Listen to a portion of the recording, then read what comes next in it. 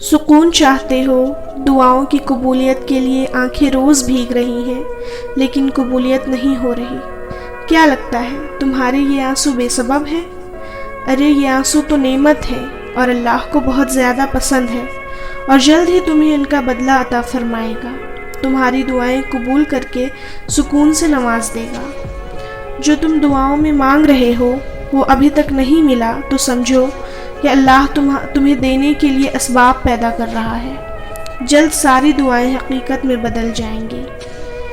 ہماری قسمت میں کچھ چیزیں ایسے لکھی ہوتی ہے جو دعا کرنے سے ملتی ہے اور بدل جاتی ہے۔ کبھی بھی دعا کی طاقت کو کم مت سمجھو اور یقین کے ساتھ دعائیں کرنا جاری رکھو۔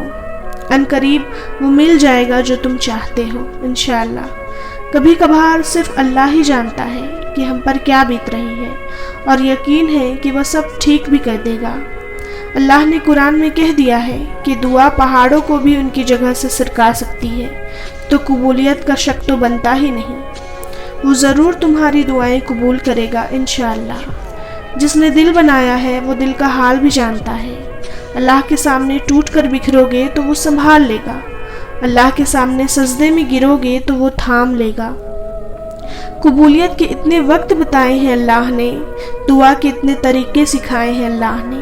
دعا مانگنا مت چھوڑنا، کن کہنے کا وعدہ کیا ہے اللہ نے۔ وہ جس نے دعا مانگنا سکھایا ہے وہی عطا بھی کرے گا۔ وہ کہتا ہے ہو جا تو چیزیں ہو جاتی ہیں۔ تمہارا اللہ بہت مہربان ہے۔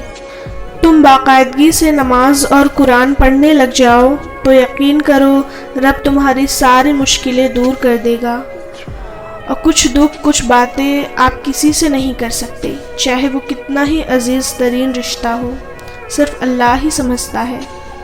ارے اداس نہیں ہوتے، وہ اللہ سب کی سنتا ہے، وہ ضرور قبول کرے گا دعاؤں کو انشاءاللہ۔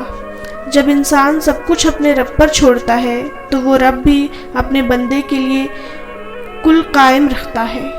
ہاں کچھ آزمائش بھی لیتا ہے کہ دیکھوں میرا بندہ مجھ سے خفا تو نہیں، مگر جب ہم اس سے راضی ہی رہتے ہیں تو وہ ہمارے صبر کا پھل لازمی ہمیں دیتا ہے۔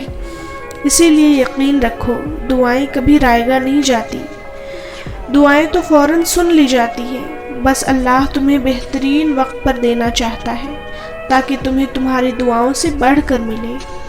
دل کا بار بار ایک ہی دعا کے لیے اللہ کے سامنے رونا اتفاق نہیں ہے، نصیب میں ہے تبھی تو دل ضد کر رہا ہے۔ جب دل ہار نہیں مان رہا تو تم کیوں مان رہے ہو؟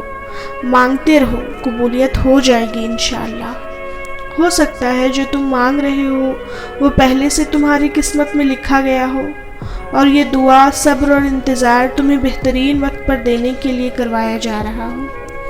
پریشانی ہے، بے سکونی ہے، ارے تو اداس کیوں ہوتے ہو؟ ہمارا تو ایمان ہے کہ اللہ دوسرا دروازہ کھولے بنا پہلا بند نہیں کرتا۔ یقین رکھو وہ سب سنبھال لے گا انشاءاللہ۔